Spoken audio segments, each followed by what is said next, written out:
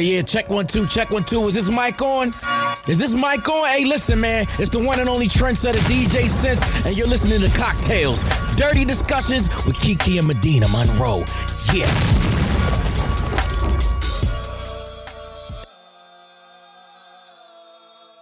Today's cocktail is called In Heat. The ingredients you need are 3 blackberries, 1 lime wedge, 1 cup of ice, 1.5 ounces of reposado tequila, but I'm gonna use Casamigos, 3/4 ounces of fresh lime juice, 3/4 ounces of simple syrup, a 1/2 ounce of Chambord, and 1 ounce of chilled club soda.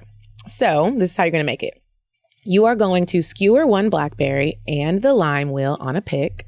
In a cocktail shaker, muddle the remaining 2 blackberries, add the ice, the tequila, the lime juice, the simple syrup, and the Chambord. Shake well and pour into a rocks glass. Stir in the club soda and garnish with the skewered blackberry and lime wheel. In heat. This drink got me in heat. Oh, God. What's up, Kiki? Not too much. I'm feeling very solemn this week. You sound very somber. Mm-hmm. Does your throat hurt? Mm-hmm. Are you just going through the process? Just the process. Okay. But, I'm excited for this weekend. I keep trying to look at the rainbow at the end of the tunnel. I am going out of town this weekend. I'll be in Dallas with my friends this weekend. So I'm just trying to look forward to that because the other stuff is like fucking sad. Well, what's going on with you? Thank you. You're welcome, girl. How was the wedding? Kiki, let me just tell you. At first, y'all know I was on here complaining. I was like, I'm not being in no more weddings. I'm about to have a whole... You were stressed the fuck out. I was stressed out. I was looking crazy. I was like, and granted, the first day that I got into Oklahoma City, everything was going wrong that could go wrong for this wedding. I didn't get to shower for 2 days. I didn't get to brush my teeth for 2 days. You didn't get to shower? I was scared to ask my sister, can I shower and can I brush my teeth? Why? As soon as I got there, we were like, boom. On the go. On the go. You need those little wispies. I need them little wispies. The bitch was really walking around with hot breath. Like, that would never happen. It happened. Bitch, I'm taking a break. But this wedding was literally the best wedding I've ever been to. And I'm not just saying that because it's my sister. Other people were saying it. Like when they left, everyone was like, can the party continue? We were like, well, it's over. She had it at this barn. And when you hear that, you're like, a barn. It was the most romantic setting I've ever seen. The dinner tables were set like Jesus himself had been invited to the wedding. Okay. It was incredible. There were black ponies. Did y'all get to ride them? No, they were little miniature horses, actually. Oh, okay. They're little miniature horses. They were just involved because her theme was a Disney love story.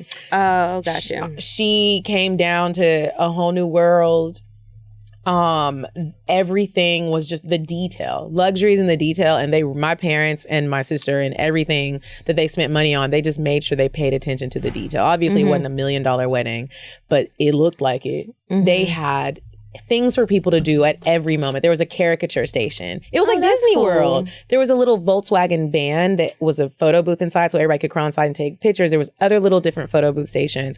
Everything had a touch of Disney to it. There were fireworks. Afterwards, Kenny loves like sports cars, so they drove away into the night with like in this really nice sports car. It was incredible. It was so incredible. Like it was just love. I was crying. I was doing the ugly cry. Aww. It was an amazing, loving weekend that I needed. I love crying at weddings. I don't go to weddings very often, but I always cry. It's just such a beautiful thing. Like to see 2 people who are in love and committing to each other. It's just like, wow. This is so nice.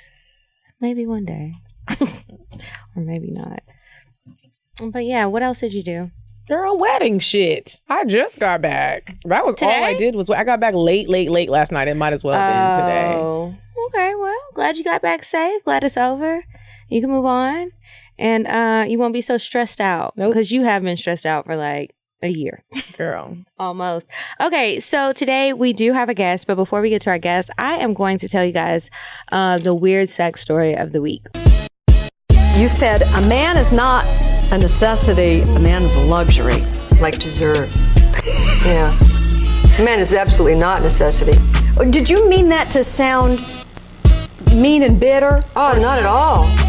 I adore dessert. I love men. I think men are the coolest. But you don't really need them to live. So I was going to do this one story about some pedophile. This is another pedophile. saw the story today and I was like, is this true? I kept seeing headlines that there was this man who had been having unprotected sex with all of these women and had tried to infect over 600 women with HIV. So I was like, is this real or is this one of those hoax things? No, it's real. So basically this man, he's a DJ in South Carolina. His name is Jason Roger Pope. He was arrested back in August, but I'm just finding out about this story, on 3 counts of trafficking in persons, 3 counts of first-degree criminal sexual misconduct, or sexual conduct, and 1 count each of second-degree criminal sexual conduct with a minor, promoting prostitution of a minor, and kidnapping. So basically what this man was HIV positive. Or is HIV positive because he's still with us, but he had been having sex with all of these different women in South Carolina. He's in Florence, South Carolina, but he was going in different places. He was like a popular DJ out there, and he was just having unprotected sex with all these girls, grown women, young girls. And one of his neighbors spoke out and was like, I knew something was up. I didn't know it was that, but I knew something was up because I noticed there were a lot of young girls in and out of his house, but when they would go over there, I wouldn't see him for a few days, then I would see him again, or I'd never see them again. And it was just weird. And so this man, how old is he? He's 42. The girls, from the reports, they were as young as 13 years old. He was having sex with them. And then the whole count of 600 and some women came from his Facebook post. So he posted all of these pictures with these underage girls, grown women, like in compromising positions. Were people liking the pictures? Like that part, I don't know. I didn't see the likes. I just saw the photos. But he's in the photos. His face is clearly there. They covered the victims' photos, of course. And it's just so many different women. And he was just like, my hope, and these are according to his Facebook statuses, my hope is that I have sex with these black girls, because he was only having sex with black girls, this white guy. I hope that I have unprotected sex with them. They're fast, they're hot, and then they'll go and have sex with other people, and they'll continue to infect more people. He was white? Mm-hmm. Ooh, that's it's so sad. Y'all better stop going to Myrtle Beach. No more Myrtle Beach. And y'all better start using protection, because people are out here. You don't know who has it. And you got to remember that everything doesn't look like something. It doesn't smell like something. You don't always feel nothing after it's over. So I know we can all be risky, but you got to think about it, because that could be any of us, they always be trying to do the black girls wrong. Now y'all trying to infect us. That's always not cool. It's not, but yeah, that's what happens. So he is, last I checked from the news articles I read, he's awaiting trial, but there's a lot of more details that keep coming out. So I'm gonna keep an eye on this case, because it's just disgusting. He's a horrible, horrible person. But that's it for Weird Sex. If y'all see any more stories, send them to me. Just DM them to me on Instagram, or email them to me at info@kikisaidso.com. And so this week, we have a special guest from the Honey Pot. If you've never heard of it, you need to get with the program. We have Miss Beatrice Dixon. How are you? I'm good. How are you? I'm good. First of all, I feel like I'm a stan right now. I'm a stan. Kiki, I almost brought my Honey Pot soap bottle for her to sign, and I left it on the kitchen countertop. Probably because God was like, bitch, relax. You're going to scare her. No. So necessary. Yeah, I found out about your products a long time ago, so I was so excited when your people reached out to us to have you come on the show. I was like, oh, this will be good. We can talk about hygiene. Like, we've talked about hygiene before, but we don't really know. We're just giving our own tips and our own struggle. You know how to take care of yourself. Yeah. Some stuff, yeah. But then you really know, because you made a multi-million-dollar company out of taking care of vaginas. I did. Thank you. Before we get into that, we're going to play a game. We like to loosen our guest up a little bit. If you don't drink, then you'll play a game and, loosen up a little bit. You don't drink? Here for it. Are you drinking water? You know what? Oh, you're on your good stuff. You know what? Just make me a drink. Yes. Perfect. There's the okay. last of it. So, my first one, I'm going to take some of yours. Foreplay or get right to it? Oh. Which one is the this and which one is the that? That's the this and the that. You can say which one. You don't have to say this or that. Oh, because you never know. It depends on I mean, that's like some, yeah. But I like foreplay, though, because I'm nasty. What kind of foreplay? Every type. Oh, I'm the same way. Even if it's like hot and heavy, I'll be like, it doesn't. Let's just like, And there's no like body parts that are like off limits. I like extended like all day foreplay. Like maybe start with some text, some pictures. Oh yeah, some videos. Yeah. And then when I see you, then it can intensify. Oh yeah, I love yeah, foreplay, absolutely. too. Yeah, all of that's included. Mm-hmm. I was working on my nudes this weekend. Okay, your turn. Okay, I love kisses. Okay. Long, deep strokes or fast, short strokes? Long, deep strokes. Long, deep. I'm a long, deep stroker too. What about you? Yeah, long deep strokes. If I like you. If I don't like you and you just cute, short, fast ones. Yeah. Okay. So you get out of here. So I can leave. With the short, fast But ones, I sometimes can I feel it. I can't. Maybe they're not necessarily short, but they're just fast. But I like it. I like the sound effects. The smacking. It's a lot more than the slow, deep strokes. I don't really hear that sound. I like that's the like a sounds. beautiful sound. Sex has such a beautiful sound, Right? Because when it's like so many wet sounds. and it's like Except for queefing. I really hate when you get up and you're going to wipe your and be like, and you're like, I'm so sorry. I'm so sorry. Like, it's just weird. that's a good sign. Yeah. That I shows get that you like embarrassed, the but they long. never- That they shows never that you mind. like the long, deep stroke. It's That's why you're awkward though. queefing. Everybody's just looking like, did you fart, bitch? And what was it? Okay. If he's grown, he shouldn't. It shouldn't even matter. You're right. It shouldn't. It shouldn't even matter. Okay, Instagram or Twitter? Neither. Really? Are you like an anti-social media person? I don't have it on my phone. What? You're just not into social media. Like, you don't have obviously you have one for your company, but you don't I have a person. one. You're just not on it often. I'm fortunate. I have a really great team. Wow. I wish I could be that person. I read my like horoscope being today and it addicted said, to it. my horoscope verbatim said I need to take a break from Instagram.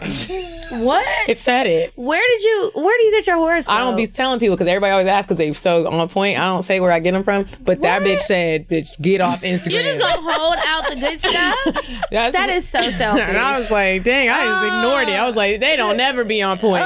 They be on point all the time. Bitch, need to take a break. That is funny. Okay, would you prefer a bacterial infection or a yeast infection? Yeast infection. 'Cause it I mean, doesn't of have the smell. course, bitch, I would prefer neither of them. But Right, if I naturally. had to choose one, I would take a yeast infection all day. Yeast Why? infections just hurt so bad. They Right, hurt. because I think about the itching. They I've don't- had a yeast infection. they don't- That shit is some bullshit. They all don't. They have. don't stink. And I know how to get rid of a It yeast still infection. smells like a bread factory. but it don't smell like collard greens. No, I think And that much is true. smell Pork like chops, bitch. sewer. Bacterial infections like sewage. Like, They're it is like, awful. what the fuck is going on? One time I got a yeast infection. I was a grown ass woman. I didn't know what was going on. I was at home. I was living with my parents at the time. I called my mom. I was crying. I said, "Mom, when you get back, can you please look at my vagina?" She was like, "What?" I didn't know. I thought I had an STD, and I was really, when you have a yeast infection, you really be like rubbing it, like, why does it feel like this? You be rubbing on your jeans, trying to hump your jeans. I was like, "Mom," she was like, "Medina, you're grown. We're not supposed to, not supposed to be doing this." Right. She did. She Like, she bitch, we're both grown. I She don't. was like, "It's just a yeast infection." I'm really a grown ass woman laying in the bathtub with my legs spread, and my mom's looking the at my bathtub? vagina. It was just a yeast infection. And what did she say? She was like, "It's a yeast infection." She didn't even need to go. I was like, "Mom, do you need to look deep? You need to spread it." She was like, "It's a yeast infection. I've seen them. I had them. gonna be fine. You're good." I was like, "Okay." It's not gonna fall off. Girl. Okay. Texting or conversations on the phone?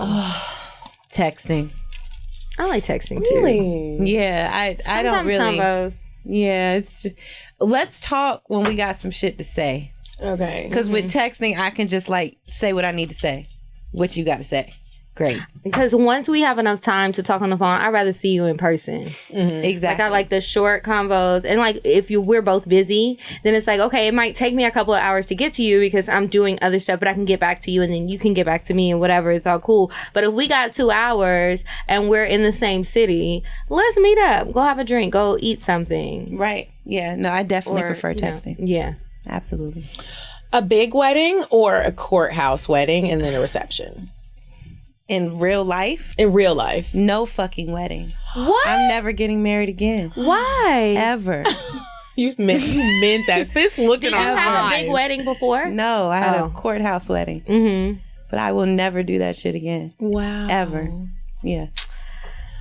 But But what if you meet someone and you fall in love? You can just then let's be in love, baby. Okay. That shit don't require a piece of paper in a courthouse. And if I want to leave or if you want to leave, I got to go ask. First of all, I got to pay some fucking attorney. Now it's gonna be a lot of money. Exactly, you got real assets. Now I don't know what you had before. Exactly. But first of all, if it was to ever happen, there's a prenup. Yeah, I would be Oprah Winfrey too. There's no way too if I had $1 million company. It's not honestly. It's not even about the money. It's not about the money.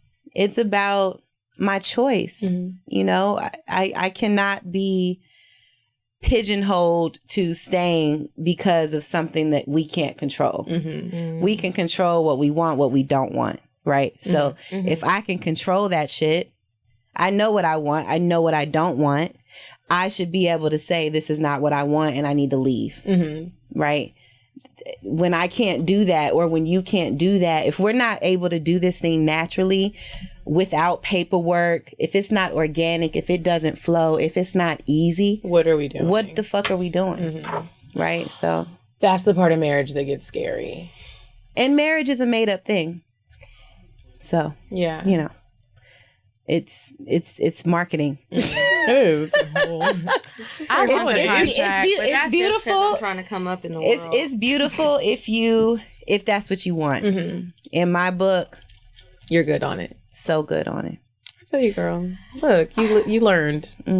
That's all you can do. So the honey pot. Yes.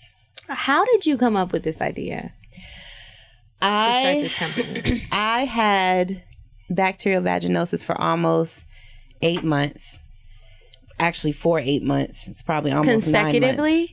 Not consecutively. It would. It's just like everybody else is. You go to the doctor, they give you that little get the medicine, you get the Flagyl, or you get the gel, or you get the metronidazole, or whatever it is that they're going to give you, and then you go home and you take it, and then you get your period, and now, or you have sex, but typically you've gotten your period, right? And when you get your period, guess what happens? Because your pH doesn't get back to where it needs to get to. Now you've got bacterial vaginosis. So it would be like on again, off again, on again, off again. And were you sad? Yeah, because if you're, think about it. I mean, your root, think about how much you use your vagina a lot every day, right? You urinate, you wash yourself, you might masturbate, you might have sex, whatever, right? You're doing your Kegels. I'm doing them right now. You understand what I'm saying? Pop your Kegel balls in. Whatever whatever you do, it's a meaningful part of your body. I mean, it is like why the heart. It's why humans are even here. It's because of pussy. You understand what I'm saying? And so, yes, bitch, yes. It's I rough. cried and it's rough. And I put all kinds of things in my vagina to try to get rid of it. And it was awful. What'd you put in there to try to get rid of it? I did all kinds of shid. I did garlic cloves. I would make little yogurt tampon situations. I would do douches of hydrogen peroxide and water. I did everything you can imagine.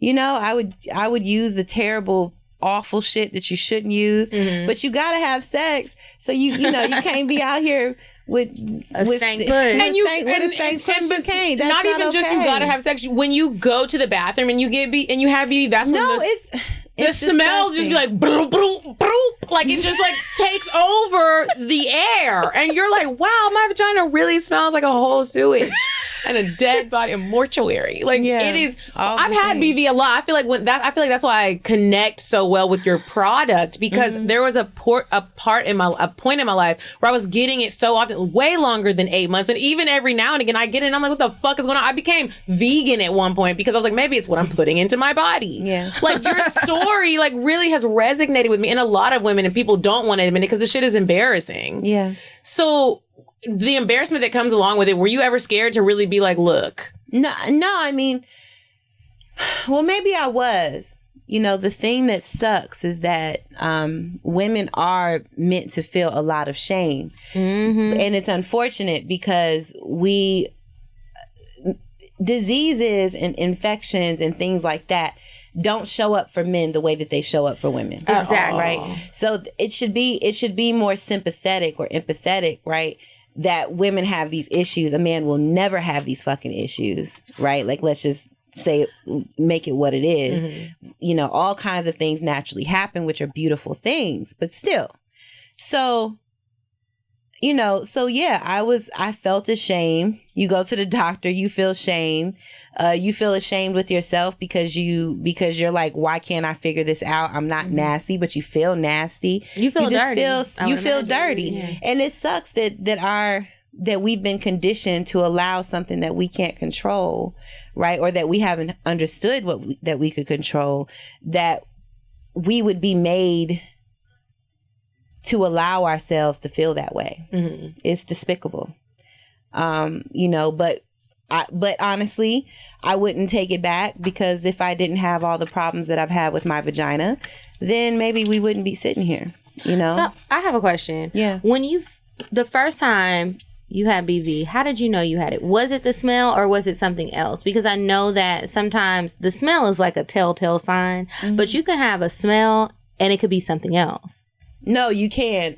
I think for me it was a smell, and I think it was the discharge that came with it. What was the discharge like? It was kind of like a milky white, and it stunk, you know? And I just knew that couldn't be right. Right. You know, I was living my life, so it could have been an STD. I didn't know, you know? And I went to the doctor, and they told me that I had BV. And then I just, you know, it just became this perpetual thing. You know, but again, I'm very happy that I had that bout and that I went through all those things, because, you know, that's why we're able to sit here and have this conversation. Yeah, you got successful off of having a stanky pussy. Congratulations. We did. Because most people just hide in shame. Yeah, nah, but you know, and and honestly, anybody that's listening, and to everybody in this room, one thing that we should do better about is feeling shame. We make ourselves suffer for no reason. If you've got a problem, just figure out how to fix it. There's nothing wrong with you. Everybody's out here fucking, right? Everybody's going to get some sort of an infection. Everybody's probably going to get, for the most part, chlamydia or gonorrhea or something at some point in their life, whether they're going to admit to it or not. Even if you had AIDS or HIV or whatever you got, right? It doesn't matter at this point. If you got it, you got it. You got it. Manage it, take care of it. Manage it, take care of it. Get rid of it if you can. Exactly, but don't feel shame, because that's a choice. You don't have to do that. You know. How did you come up with the name Honey Pot? Riding down the street, a band poster.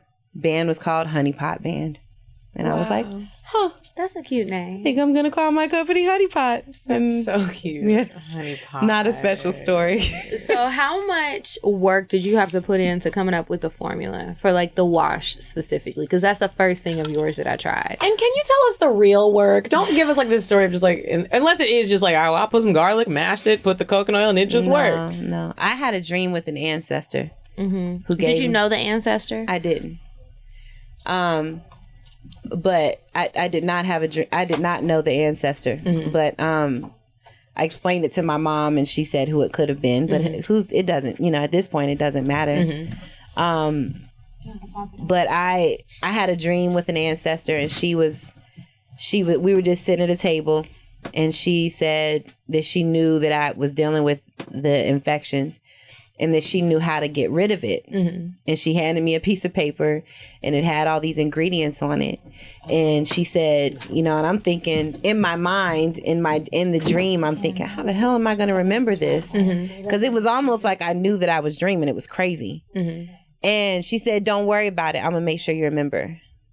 And when I woke up, I remembered, and I wrote it down, and I told my mommy about it, and I just made it. You know, what do you mean you just made it? Like, so you remembered the dream, you wrote it down. You got a good ass brain. Because my dreams, I feel like I wouldn't remember it. But so you wrote it down, and then you went, got all the ingredients, blended it up, and then were you just like gooping it into were you laying in the tub and you just gooped it in? No, because it wasn't something that I put in. It was literally just the wash. Because Like, it was just a feminine wash. And anything that you put on your body, you know, your skin is the largest organ that you have. So you could put some lavender on your arm right now and then go get your blood test in an hour from now, and lavender would show up in your blood. Right? So especially with your vagina, because it's a mucous membrane. So it's very, very, very, very, very porous. You know, it's an opening to your body. So anything that you put on it goes in it. You know? Oh, so you didn't even like put it on your vagina, you just put it on your skin. I washed my vulva, my labia. I washed my vagina the way you washed your vagina. And was it soapy already? It was soapy. What are all the ingredients? Coconut oil. It's like a refractionated coconut oil, which is how it's saponified. Rose hydrosol, lavender hydrosol, garlic, grapefruit seed extract, lavender essential oil, apple cider vinegar. We use hydrogen peroxide. Very easy ingredients. And did you put it in a blender? No, I put it in like a container, like a pitcher, like that you drink out of. Yeah. What I should say though is that I had 10 years of experience in pharmacy. So I was wondering that. I did all kinds of stuff. You know, I worked in IV rooms. I worked in compounding pharmacies. I've worked in narcotic pharmacies. I worked in chemo pharmacies. So I had a background in knowing how to put things together. Okay. You know, because if you're in the hospital and you get an IV, it wasn't a pharmacist that made that. It was a pharmacy technician that made that, and then the pharmacist signed off on that. So and you were a pharmacy I was a pharmacy technician. Okay. Yeah, for 10 years. So I did, That's a long time. So I knew how to make things. And making skincare is very similar to cooking food. Okay. You know, you just have to figure out, you know, and as long as it's nothing that's like an herb that can affect your psyche or something like that, you can figure out how much of something to put in something, and you just test it and see. You know, the first version of honey pot was very strong, but you know, now it's not as strong because it's like anything else. If you put it out into the world, you have to dial it down. You know, but yeah, it might be too strong for somebody. And working in this industry now on this side and like creating these products, all these different products that you have now, what's something interesting that you learned just about vaginas that maybe you didn't know before, or you feel like a lot of women may or may not know? Something interesting that I've learned about vaginas, or taking care of them. They're so delicate. Thank you. That it actually shouldn't be. Everybody says that they're really, really sensitive, right? I'm really, really sensitive. I'm really, really sensitive. Your vagina really shouldn't be really, really sensitive. So if you do have a problem with sensitivity, then that tells you that there's probably some sort of like an underlying, I don't want to call it an issue, but maybe like an allergy. Like it could be something that you're using. It could be, something that you're using, you're allergic to. If your body is hypersensitive, it's trying to tell you something, you know? But what is it trying to tell you? Because I remember when I tell you I was struggling with BV so severely that I went and got an allergy test to see what it is that I could be allergic to. And they said I wasn't allergic to anything. Well, BV. And then I was like, well, okay. What the fuck? Well, then what? I'm not a doctor, so let me just start off by saying that. But I because this is what I do and this is my life's work, I'm naturally good at understanding how to take care of a vagina. I did want to be a doctor at one time, but I decided against it. The thing about BV, and this is not scientific evidence what I'm about to tell you, but this is from my learnings. The vagina is a very simple organ on your body. And the way that it's measured is through pH. Everybody hears that. That's like the magic word when you think about vaginal health. If the pH of your vagina is not between like 3.5 to like 4.7, the moment that it goes over that, you're in a dark place. For the rest of your life. No. It's not for the rest of your life. It's like this. The thing about about bacterial vaginosis that people have to understand is it is a pH problem. The way that I describe it. What is pH? pH means per hydrogen, right? Okay. So it's on a scale, right? And if you think of a scale, to the left, it's acidic. To the right, it's alkaline. In the middle, it's neutral, right? Your body, your blood should be alkaline. Your vagina is acidic, right? Every month, a woman gets her cycle. What happens with blood is alkaline. So when the blood comes down, the reason why you notice a change in your body, you typically know you're going to come on your period. You might have stronger hormones. You might smell. Your underarms might smell because your hormones are raging, right? A little musty. Exactly.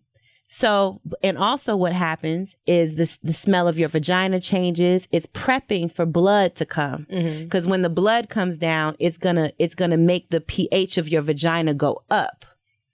What's supposed to happen is that the pH is supposed to go right back down, right? But if your pH was already off, and then you get your period, now it went higher, more towards neutral than it's supposed to, right? It's like if your bank account was at 0 and then a bill came through. Ooh. Bitch, how hard is it to get back to fucking Because now 0? you done got the... Because now you're already you got the overdraft exactly. fee. And then the so, next bill came. right. So And you got the other overdraft and fee. you crying. Exactly. Now you crying, trying to transfer the funds. But you don't have nowhere to transfer them from. Now you got the interest, and You now calling your just mama. crying. but that's the vibe though, right? So Wow. so what you have to do is make sure it's a very simple thing on your body, even though it does not seem simple. You might be using the wrong thing to wash yourself. That will throw your pH off.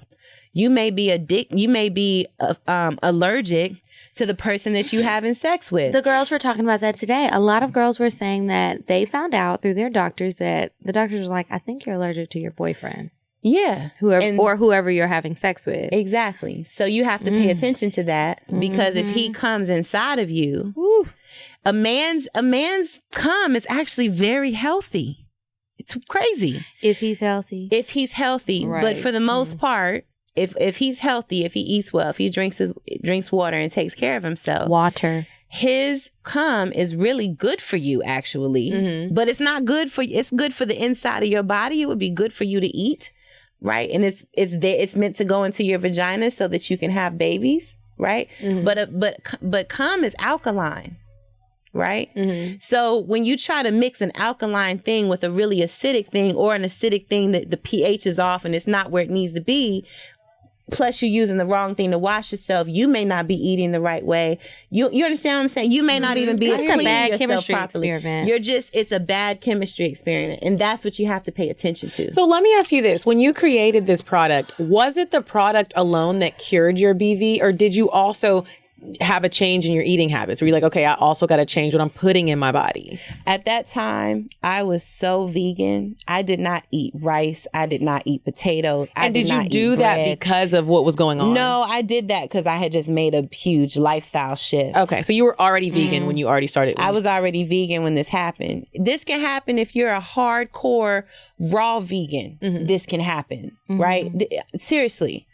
But for me, honey pot was the thing. If it was Monday when I made it, by Friday it was gone and it never came back. Now that doesn't mean that for every person that's listened to this. That was my way. Had that not happened for me, we wouldn't even be sitting here right now, right? So that needed to happen for me. I get love letters from women that does happen from them. You know, I had a woman who had bacterial vaginosis for 8 years. I had it for 8 months. 8 years? She had it for 8 years. She used honey pot and it took it away. But that doesn't mean that that's going to happen for everybody. Have you ever gotten a BV infection since you have... No. Okay. I haven't. Wow. What do you I've think had a about... yeast infection though. That's what I've gotten a lot, is the yeast infections. I've had 2 yeast infections in my life. Those are the worst. And it always happens after I end up having to take antibiotics for something else. Yeah. And they tell you that you might get this, so you can take you can use Monostat And I'm just like, I don't want to do all of that. I don't want to be putting all these creams, because what if I don't get the yeast infection? Then I'm about to cause a yeast infection or a whole nother set of problems, because yeast infections are the worst. But a lot of people are asking, I'm curious to know, what do you think about some of these other products? Like somebody asked me about coconut oil. I know that you said that you use that in your stuff, but what about like the tea tree oil suppositories? And somebody said boric acid, which honestly I thought was to kill roaches, but I did some Googles today and I said, oh, people are using that. No, people use that. People use that. I did not know that. Yeah. You know, there's a lot of remedies out there. Again, I'm not a doctor, so I can't tell anybody what's wrong and what's right. You have to really go with your heart and see what you feel like. You know, but yes, boric acid is a remedy.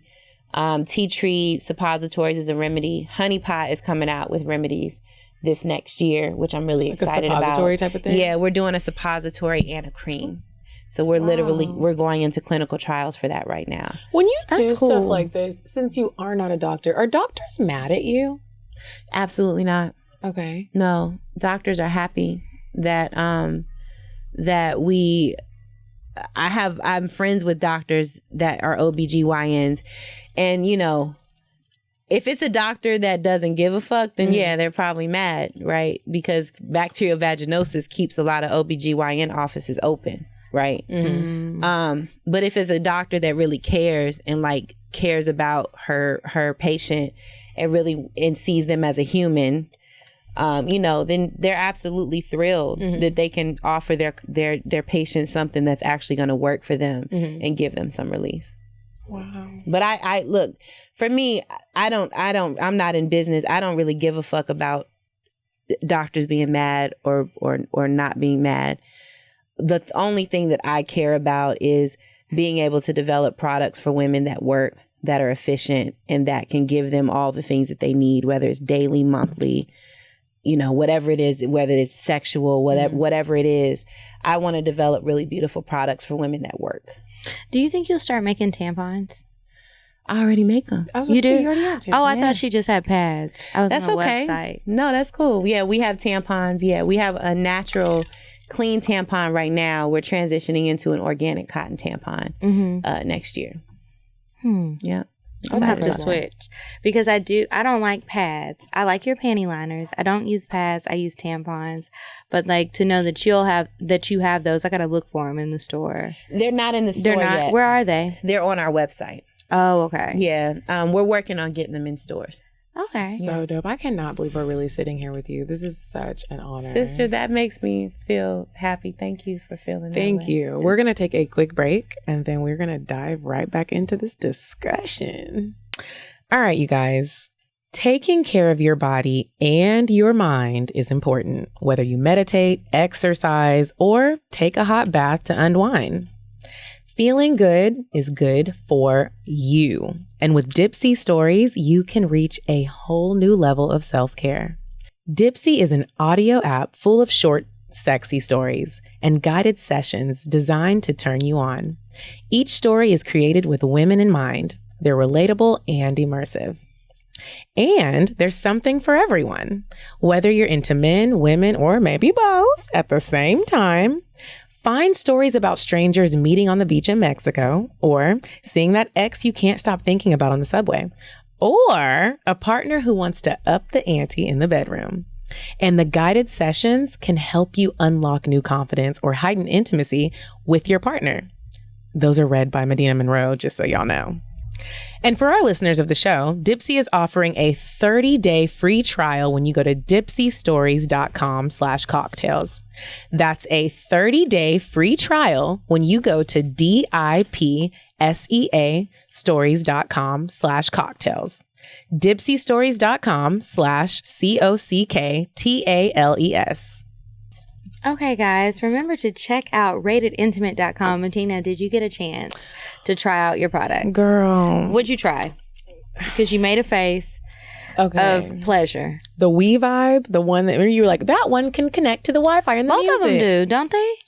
The big one does, and I connected it to that. You stay, and it was like, you know how the beat is. What? You know it's called "You Stay" by Meek Mill, and it starts off with that Spanish woman singing. She's like, I don't know. I'm gonna write that down. Okay, in my notes, well, when you connect your vibrator to that song, we stay. The beat. That's how you know if a beat goes really hard. Rappers need to start doing that. Like. Plug it up to the Wii vibe. Plug it up to the Wii vibe, and it goes to because the vibrator goes to the beat, and I was like, and I love that song. I fucking love Rated Intimate. The toys are just phenomenal. I love them too. I was dancing around in my living room in my lingerie the other day, and I don't know who the fuck I thought it was. Raven got me drunk. She took me to the club and all sorts of other things that I didn't need to do on a Sunday night. Let me tell you, I just felt so good. I played with my toy. I had a hot bath. With some bath salts and my that same toy. I haven't even busted out the panties with the little bullet in it, but I used that toy and I used it in the tub, and it was fine in the tub. It worked in the tub, and it was like a totally different sensation than how it is in my bed. And so then later when I changed to lingerie and I was singing Mariah Carey as I usually do on Sunday nights, I was just like, I just feel good. Yeah. I don't know what text messages I sent out. I really wanted to like do a factory restore on my phone because I don't know who got pleased that night, but you was it was videos? good. I mean, I don't know. God, damn, but when I woke up in the morning, I thought it was Sunday. It was Monday. Well, and I need to be at work. Yes, I was. I was 35 minutes late because I woke up at 9 o'clock. I was like, oh, it's Sunday. I can go back to sleep. Then I was like, wait a minute, bitch. It's actually Monday. And I was like, oh God. But whatever. It's not like I'm usually on time anyway. So it was great. But if you guys want to check out any of the toys that we mentioned on the show or the lingerie, because they offer both. Girl. Yes. I want one. You want one? I want one of like both of those things. They're so great. You get a discount if you use the code CockTales. And if you go to ratedintimate.com/CockTales, you can see everything that we talk about on the show. And then enter in the code CockTales. Everything is pretty much on sale. And then you get an extra discount off of that. So check it out. Send us your reviews and we'll talk about them on the show. But I love Rated Intimate. Well, I'll have to show you what we have. We've got some good stuff. They hook us up. I'm like, I don't even know if I need even if they weren't paying. You do. I definitely do, but it's I don't know if I need their penis. Right, you can take it slow. I just want to lay up under him and smell his Bond number 9. Okay. All right.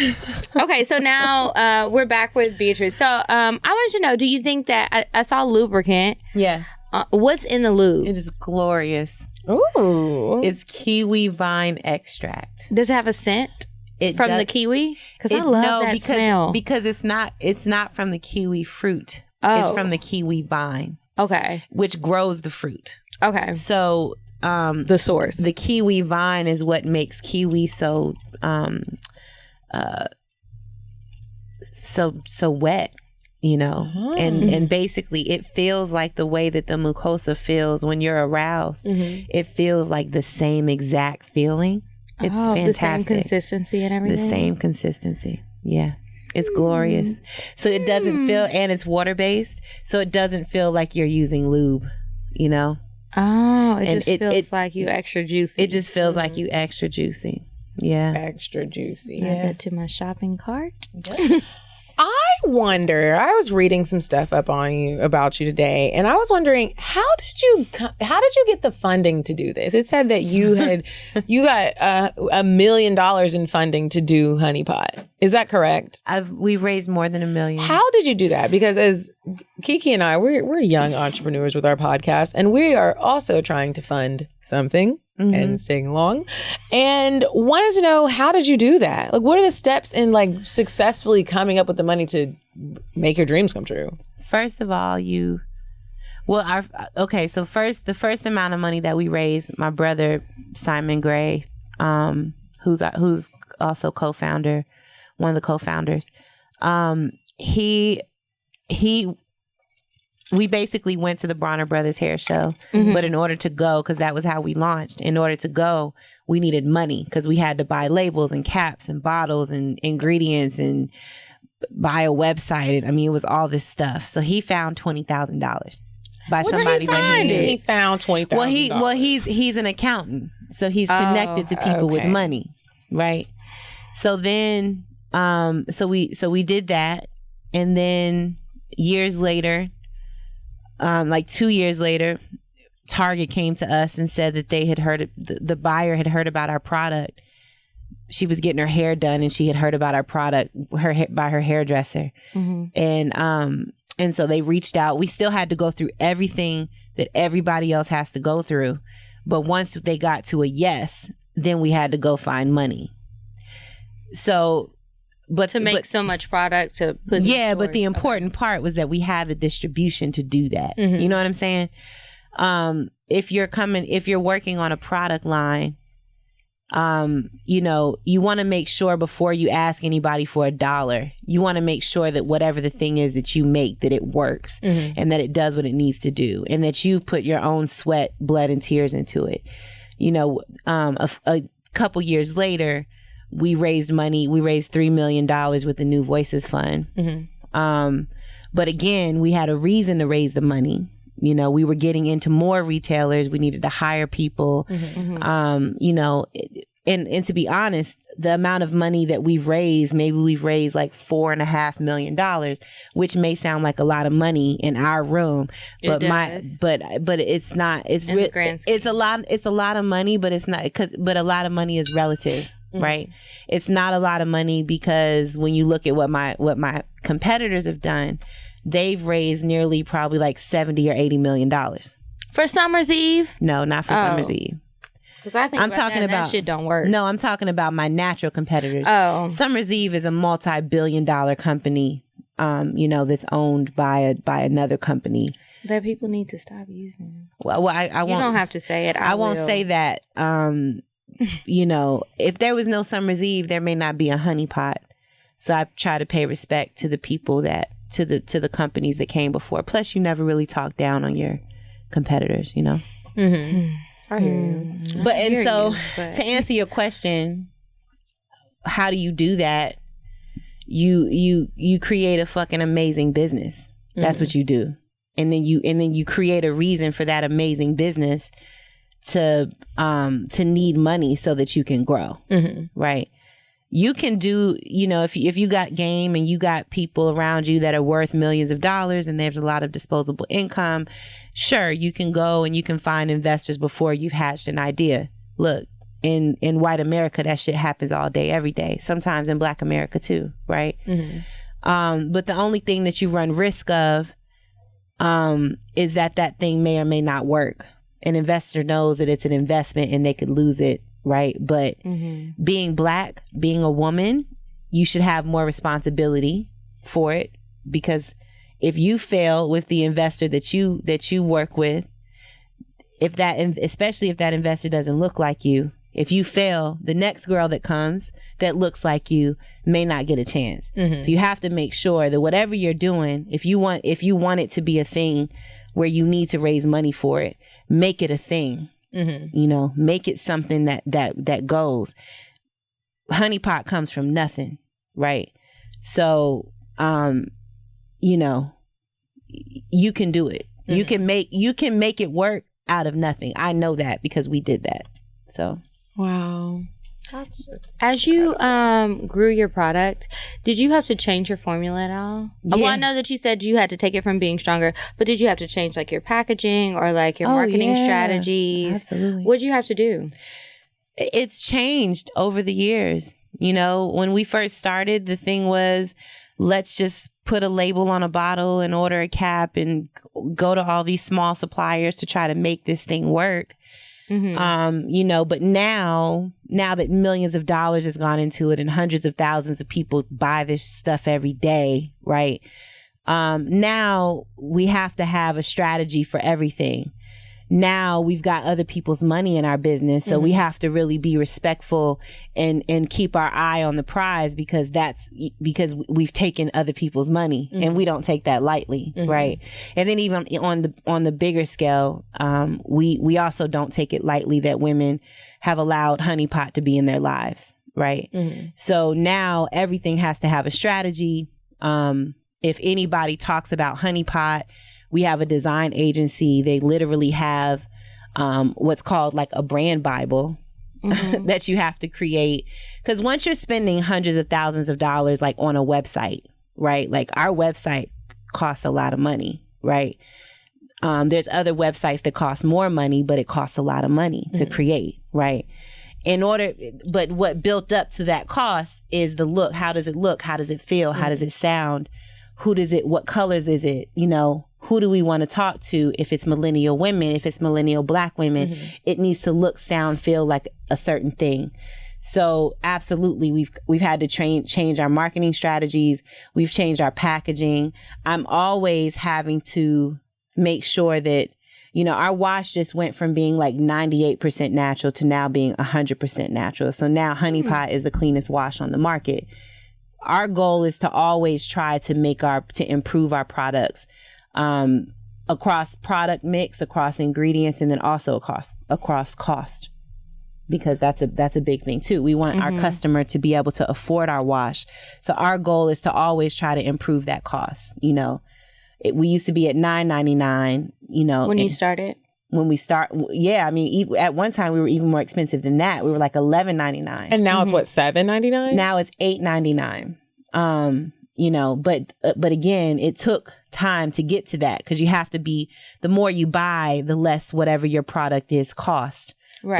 But you gotta get to the place where you're having to buy more so that it'll cost less. So let me ask you this: the more that your brand grows, or excuse me, have you ever had a moment where you're like, absolutely not, we're not changing that? Or with the big $1 million companies that are putting money in, do they get to just be like, well, no, sit down, we are changing this? No, our investors, we've been very fortunate. One of our biggest investors is Richard Lou Dennis from Sundial Brands, Shea Moisture, from the Dennis family. But we have him. We've got the Cummings family. We've been very fortunate to have investors that are respectful of us. Most of the time, venture money and investors, if they're clever, they're not trying to come in. The fact that they're putting their money into your business shows that they believe in what you're doing. Okay. So the last thing that they want to do is come in and completely change everything, because whatever the thing is doing, obviously it's working, right? What they'll come in to do is you want to, whenever you bring in an investment money or like venture money, you want to make sure that you're bringing in intelligent money. So you're not just bringing in, like at this point, for example, where we are, right? The owner of this studio, I can't just have him come in to be an investor at this point, right? Not that he asked to do that. I'm just saying anybody that with money can't just be like, hey, I got some money. Can I put it in? Where we are, we need money that is intelligent, that can actually like bring echelons of like upper echelons. That's a good place to be, where you don't feel like you got to take it from everywhere. Well, we can't. We can't just take it from everywhere. When we started, we could. I mean, we had a lot of hip hop money in this in one of our first big rounds. But where we are right now is we're at the level of like scale, and we're in a lot of retailers, and you're thinking about supply chain every day, and like there's so many levels of business things that are happening. So at this point, we have to have investors that understand how to make that machine grow. The real money. Yeah. The hip hop money will be like, well, I'm gonna come in here and give you $500 real quick, and you make it turn around. Nigga, that's not how this shit works. That's what the hip hop money is. Yeah. I feel you. I'm curious to know, when you were a little girl, what did you want to be when you grew up? Oh God, I don't even remember that, man.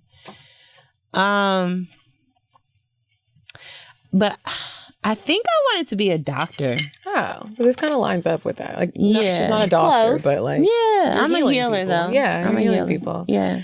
Are you dating anyone? I don't know. What you mean? You out here breaking hearts? That was a fuckboy statement. The camera stop. Hold on. That was a fuckboy answer. I don't know. Somebody gonna listen and be like, "What, Beatrice B?" She always be saying that to me. Good Lord. I don't know. That's one of them ones. If you hear your nigga say that, you'll be like, "What? I'm coming out." Embarrassed. I'll be cooking for you though. We be telling each other we love each other. What? You don't know. We go together. I'm planning the wedding. You know I'm not saying that bullshit. It's back. The camera's back. So you don't know if you're dating anyone? No, I don't. I'm really focused right now. You know, and it's not that I don't welcome it, and it's not that I don't have people that I see, because I do. But I don't really like to constrain myself around, you know, words and shit. You know, like I just at this point I just want to live my life. You know, if I'm here, I'm just here for it. You know, I'm open to what life has to bring. I'm not interested in only dating one man. I like women, you know, like I'm not necessarily interested in being sexual with a lot of people, because I'm very protective of my energy. That's important. But And you don't want that BV to come back. Well, nah, yeah, exactly. But no, seriously. I mean, you know, sex is some important shit. It's important. You know? And you know, and I really take care of myself, and I'm really like on some supernatural shit type of a human, you know, and you can't just give that away. That part. You just can't. Like, niggas wouldn't even know what to do with that. You know what I'm saying? I do know what you're saying. And so, you know, I'm only fucking people that can do that, that we do that together, you know? And so am I living my life? Yeah, I am. I'm having a good time. But I'm not constrained to any relationships, no. When you meet people and you're like looking at dating them romantically or being romantic with them in any type of way, male or female, do they know who you are? Because like owning a business like this is not one of those things where it's like Drake and everywhere he goes, everyone just knows where he is. I prefer that it not be, to be honest. Women know who I am sometimes. Turn your mic towards you. Women know who I am sometimes, but that doesn't really so much. That doesn't matter to me though. No, not that it would. I'm just curious. They're like, honey pot. Everybody's I mean, I've met you know, I've met a really dope woman through Honey Pot, you know, who was amazing. You know what I mean? She listening right now. She gonna be like, she might be. She know who she is. That's so dope. Yeah, but honestly, that doesn't get me off. I don't. You know, I'd prefer that we just have a human conversation. You know, a human conversation. Is it ever a turn off if they do know? No, it just is. You know, it's either people know or they don't know, but it doesn't matter if they know, because there really ain't shit to know. I'm just doing what I like with my friends, you know, and being successful at it. It's not. Honey Pot is it's not a place of grandeur for me. It's what I do, you know. But who I am is nothing to do with what I do. Does that make sense? It makes so much sense. We just did an episode on this last week because we have my mom had asked me a question about, like, not just my mom, a bunch of people had started to ask me as our show grows and more people know. We talk about very intimate things on here. We have Kiki and I have shared some things that I don't even think that we have shared in conversation with each other, but we'll sit here and tell to thousands of people. And so, like, people were like, do you think this is going to affect your dating life in a negative way? Or how does it affect How does it, you know, how are people approaching you now? And we were just like, wow, like we were on the same page with it. Like, what? This is not, it's who we are, but it's not all of who we are. It's exactly an hour a week that we talk about sex and fucking and some of our personal experiences, and we've helped women open up about certain things, and it's just like it's what we do. Only some of it. It's not our whole sexual history. And quite honestly, who would want a nigga who would care about that? That's what I said. I was like, you know what? If he cares, I don't want his ass. No. Because he's not for me. Because even if this is a piece, it's still a piece of me. So if you can't respect that and get with that, oh well. Everybody's out here fucking. It shouldn't matter who we fucking. It's our business. Right? And you're going to bear the responsibility if something comes of it or if it doesn't. But who you share your body with is your business.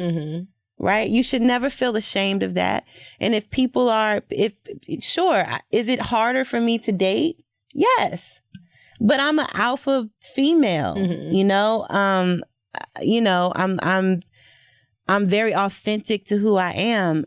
Most people are not even on my fucking radio station, so they don't even know how to. You know what I'm saying? And that's not me trying to make myself sound better than anybody. But I just would prefer not to date the average person anyway. You know, we wouldn't relate. What are we going to talk about? What are we going to do? Like, nothing, and it's gonna be a waste of time, and then you're gonna have an attitude like, I could have been working on my new strategy. The next rollout for my new product that's about to pop off in 3 months. Give me the garlic. Where the garlic at? And the cranberries. Bitch, I'm going to the lab. Getting on my nerves. Go get me Where's some the marketing team? We're having an emergency. The coconut extract, and we gonna try some chocolate this time. Get the fuck out my face. You over here playing, nigga. Over here. Where are my goggles? I'm supernatural. Fuck out my face. I'm about to start telling niggas that. You know what the fuck? I am supernatural. The fuck on out my face. Oh God. That's gonna be funny. But y'all don't forget, we're still looking for a blind date, so don't take all of this to heart. So obviously, you guys were asking, Medina has not found me a date yet. I don't have a date for her either. I've been looking too. You know what the hard part is? You did have a date for me. He backed out. I did, yeah. You sent him a picture and he was like, never mind. He knew who you were already. This is the problem. And I'm going to tell you what it is. It has nothing to do with your personality, your appearance, or anything. He doesn't want to talk about it. Everything to do with that. And this is what I've been telling y'all for years. And y'all be like, oh, Kiki, you're too picky. You don't want short niggas. The short niggas be lying too. Let me tell you. They don't want to come on and talk about it. I was like, well, it's not going to be a regular episode. It's a bonus episode. So it's like not out to everybody. They don't want to talk about it later. And then they get cocky. Like, well, I could take her on a date anyway, but you haven't. So I'm like, okay, well, fuck it. Who else you got? You got a friend? Because you're taking up too much time, and we've got a project to produce. Wow. But yes, the men don't want to talk about it. They want to go on the date. And I'm like, I don't know what you think. Kiki and I are doing our own little research project. We're trying. Called the Blind Date Project. And dating is hard. Everyone always talks about how hard it is, specifically in Atlanta. So we are going to put ourselves out there. I'm setting her up on dates. She's setting me up on dates. Blind dates. Like, obviously know what we look like. We won't know what that person looks like. But we want to talk about what we expect on a date beforehand. And then afterwards, get the feedback from the man or the woman that went on the date with us, get their feedback. What type of date is Kiki? What type of date am I? And do it separate, so it's not like we have to look at each other and you can just feel comfortable. Like reality show confessional style. Like, just tell me what you really thought. Did wrong, if someone did something wrong, or if someone did something right. And the hard part with this is the men. They don't want to talk about it. They're like, okay, yeah, I'll go on the date. And then they're like, oh, no, we don't want to talk about it. Why? Because they have 3 girlfriends out here and they don't want them to find out. I honestly really feel, and y'all correct me if I'm wrong by submitting your profile to my personal Instagram page so you can take Medina out on a date. But that is the issue that I've run into with multiple guys who I was like, oh, Medina will really like this guy. I know she's going to be physically attracted. I think they will have a good time. I think he will show her a good time. There won't be any problems on the actual date. It could end really well. Like, you've already said you don't want anything serious out of it. It's just for fun. But it could go well, like whether you fucked him or not, you know? I think you would go out, have fun, have a good date. It's not going to be no happy hour bullshit, you know, a good quality date. But then they're like, oh, well, I got to talk about it. Yes. How many girlfriends do you have? And why don't you just lie to them like you've already been to it? I'm not understanding, because in my mind, I'm just like, I've got a deadline to meet. We set the 19th, bitch. This is weekend. Wait, so do these guys know that this is what you're doing? And they just agree that they just won't agree to do it because they don't want to talk about it. She had someone agree, and now all of a sudden he was like, oh, I'll do it. And then he was like, wait, I got to talk about it. And that's why he was like, oh, no. So then he was like, well, I think I know some people. And then he was like going back and forth all week. I was like, I don't want to send her on a wishy-washy date. I'm not doing that. Like, I'm really genuinely trying to find a good match. Like, somebody I think that she will have a connection with. Not somebody just to go on the date and it'd be like some fake blind date shit. But you're also asking them to be on some blind date shit, though. But they know who she is. They know who I am. I don't know who they are. No, but you've set all the pressure up at the beginning. to let them know what it is that's about to happen to them. You're just going on a date, and we just want you to talk about it. We want you to feel like it's fair that you get to share your side. It's not like we'll come back on the show and just bash you. Like if the date goes bad and Medina's really a bad date, but she comes back and says he's horrible, we just thought it would be fair that the guys got to tell their side of the story. It's like, well, actually, this bitch, this is what she did. She was 35 minutes late. Then she had an attitude. She was on her phone the whole time, and she's complaining about me. So you're like, everybody can tell their side. It'll be cool. And it's just bonus content. It's not the main show. So it's not going to be 50,000 people listening. It'll be whoever subscribes to the bonus content. I get it.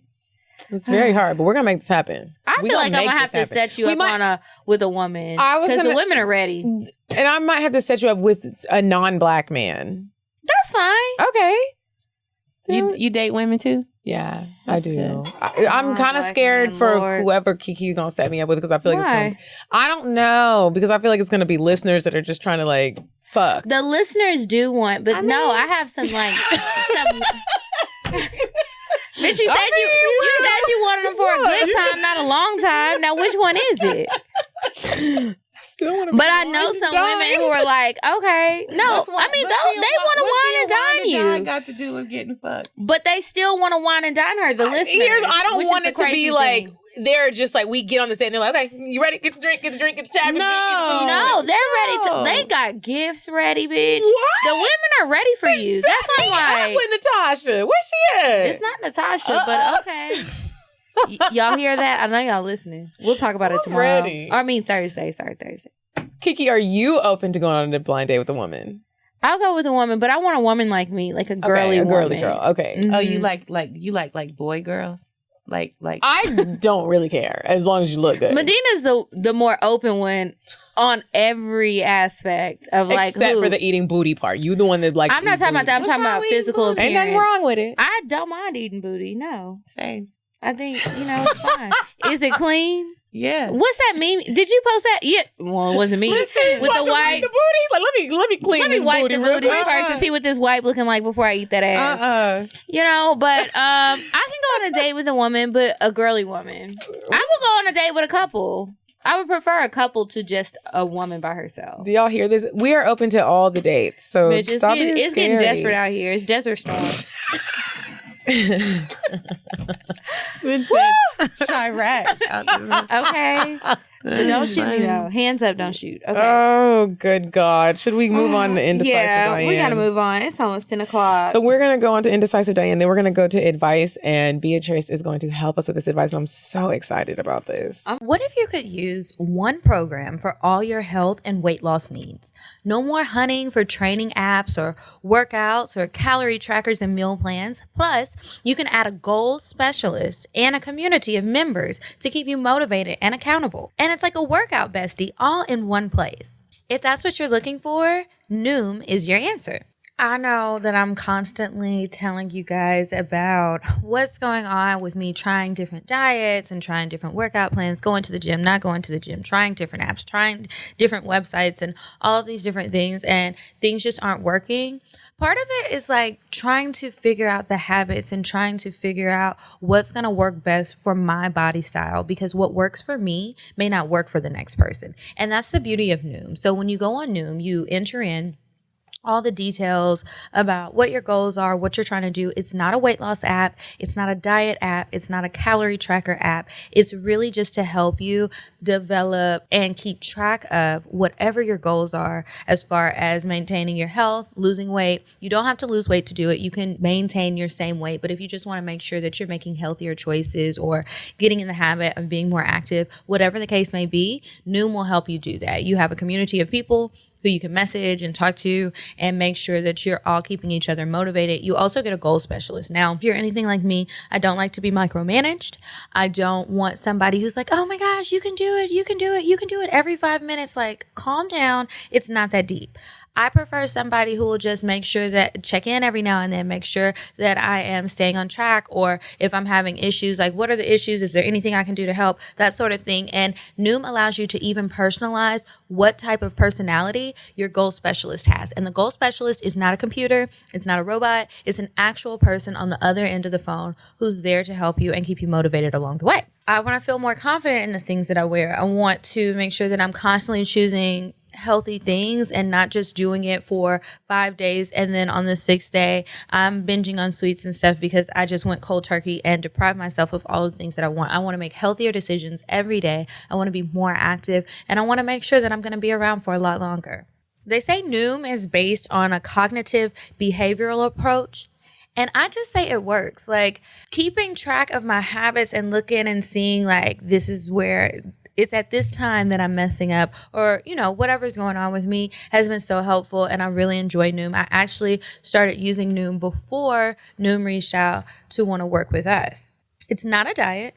It's a healthy and easy to stick to way of life. And that's what's most important. And we're all human. So if you get off track, there's no shaming. Just tips to help you get back on track tomorrow, which is the best thing for me. You don't have to change it all in one day. Remember that. Small steps make big progress. Sign up for your trial today at Noom, that's NOOM.com/CockTales, CockTales. What do you have to lose? Visit Noom.com/CockTales to start your trial today. That's Noom, NOOM.com/CockTales, the last weight loss program you'll need. Is there something that interferes with your happiness or is preventing you from achieving your goals? If so, BetterHelp Online Counseling is there for you.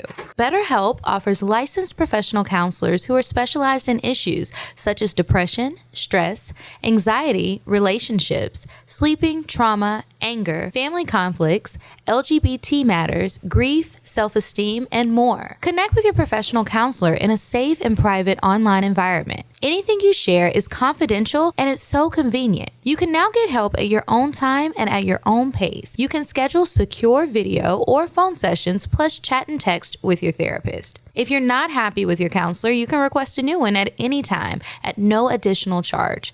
Best of all, it's truly an affordable option, and for CockTales listeners, get 10% off your first month with discount code CockTales, CockTales. So why not get started today? Go to betterhelp.com/cocktails. Simply fill out a questionnaire to help them assess your needs and get matched with a counselor you'll love.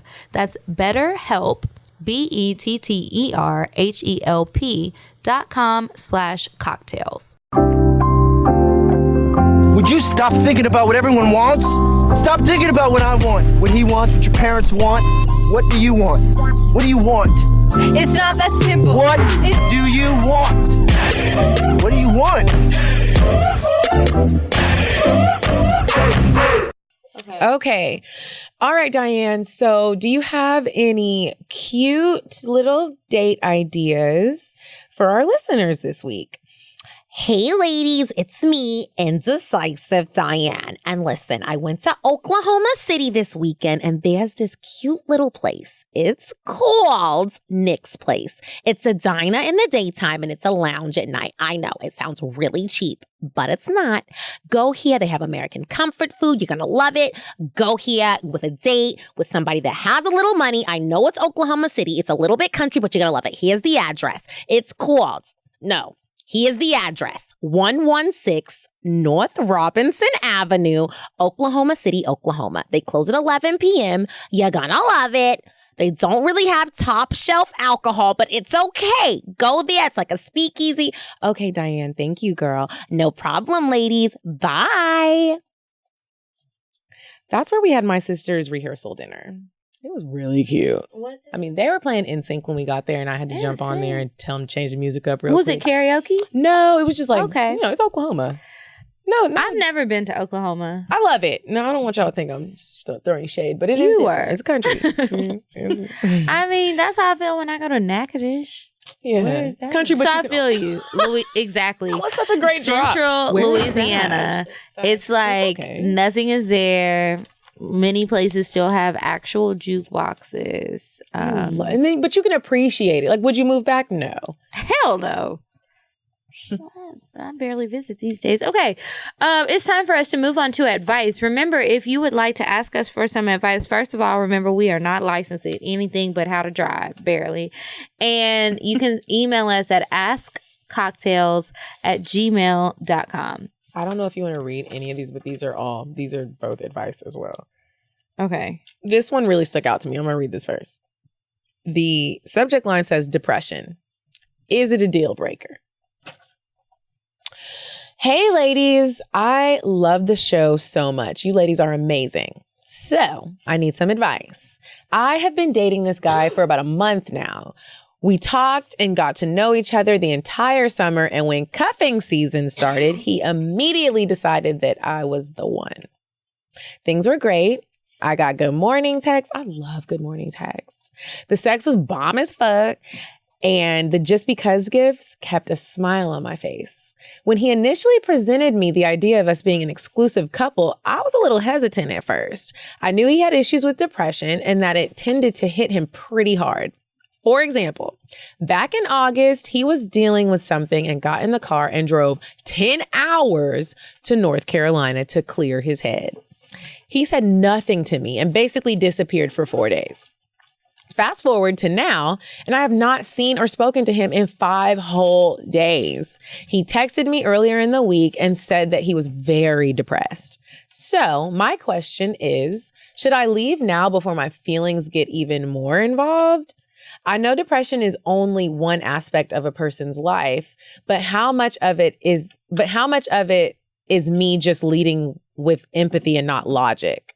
Thanks, ladies. Sincerely, Sleepless in New York. Wow. That's so rough because it's like, it's sad. Because I hope he's depressed and he's not really driving to North Carolina for a whole family, like a secret family. Because that could also be an option. People are really great liars. Girl, niggas be having secret families every day. All the time. But if you really think that he is...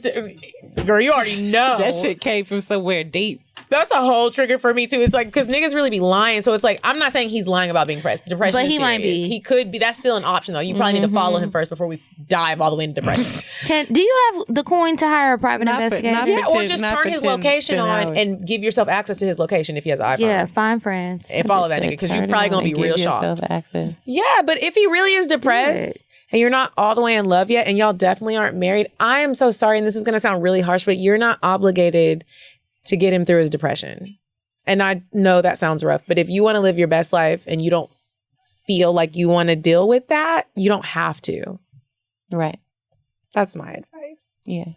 Because whatever it is, you got to be here for it and be responsible for the fact that you chose to be there. You know, sometimes it's too much. And you might not be there in your life, and you might really be in that phase where you just want to have fun and you don't want to deal with all that, and that's a lot. Yeah, I don't know that I could do it. I don't know that I could, especially if love is not involved. If we're not in love, that's a lot of responsibility. Married. Birds of a feather flock together, though. So you're saying like she could fall into depression, or I'm not saying that she could. I'm just saying that.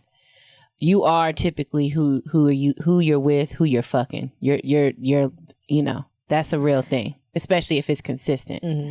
So if you're tying up your soul and your energy, because that's what's happening when you having sex, and that's not in the Christian biblical way. That's not how I'm saying that. It's just real. Energy is a real thing, and when you connect to another human, that's a real thing. So if you decide to do that, you have to know that that's who you're connected with, and it's gonna affect you. It is. It's definitely gonna affect you.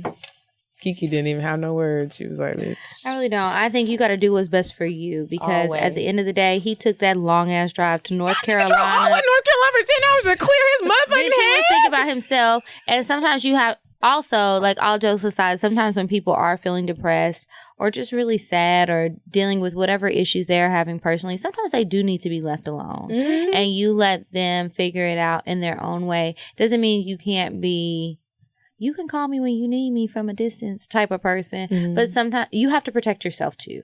So, like, even when I felt depressed, I wasn't always the most responsible with my friends and how I treated them, but it's like I also recognize why certain people would pull away, because it's a lot to deal with, and you don't want to always be around somebody who's not feeling their best. And I think that person, if they ever come out of it, they'll realize that, and they won't be upset with you for it, but you got your own life to live. You can't be tied up in that. And that's true. That's really the key to it. right? You have to take care of yourself. You do. Like you want that person to take care of themselves. Why wouldn't you take care of yourself? But that is their responsibility though. That they want you to be there. They want you to love you, right? Like they want you to love them. But it's not your responsibility to take care of somebody else. Right? Like just like you just said. Yeah. You can choose to do it, but you have to know that that's a choice. Send them to a therapist. Tell them to call BetterHelp. Yeah, and then also And tagging them some of the CockTales. inspirational posts on Instagram. Yeah, or just screenshot it and text it if Send they're it not to a them. social media person. Yeah. Okay, this one is somebody else who might end up where this man is. Ain't no side bitch. Wow. Okay, this says, hey ladies, I absolutely love your show. Thank you. It has been very inspiring and insightful. Oh, those are nice words. Those are. So let me get to the point. Ooh. When I was pregnant with my child, I was single and I wasn't ready to be with his dad, even though his father really wanted to be with me. I already know where this is going. My main focus was getting my shit together for my son, not that relationship shit. Months after I had my son, his father and I were looking on a relationship and we were happy. I guess she meant we're working on a relationship and we're happy. He was living with me and driving my car. Oh, girl, it's already going I'm washing wrong. his clothes, cooking. That's all choices. Basically, wifey, rolls eyes emoji. Anyway, fast forward to about 6 months ago. Okay. Y'all, he done told her, jail. nope, he got a baby on the way. See, this why. But you didn't say you was pregnant. Okay. See, this is kind of shit that sets me off. I don't know if I should have read this one. Okay.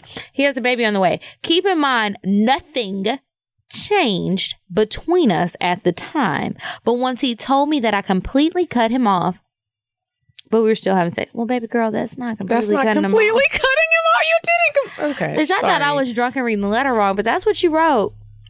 Okay. Because the dick was bomb. Oh, we knew that. Okay. Come to find out, he's been in a relationship with his other baby mama for a good minute and still trying to be with me. And when I called him out on it, he got so mad and convinced his family that I was the one who couldn't move on. This sounds typical. To this very day, he is still trying to be with me while with a whole girlfriend. I think they still may be together.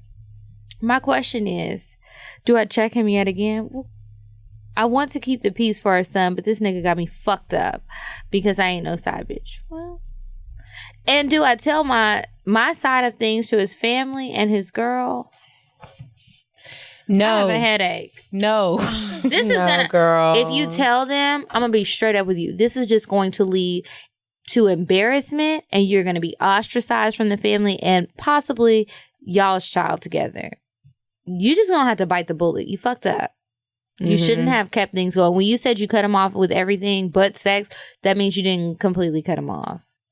You didn't completely cut him off. Kept things going. And if it's the other baby mama and he had the baby before, and then he had a baby with you, and then he had a baby with her, sorry, girl, to break the news, you're second place. And when people say that they want to keep the peace for their kids, it's like keeping the peace for your child means you're not even going to be caught up in this bullshit. He's going to do what he needs to do for the child. You're going to do what you need to do for the child, and you're not worried about who he's fucking. You don't have to be in a relationship with him. You don't have to be fucking him for your child. Your child don't care if y'all fucking or not.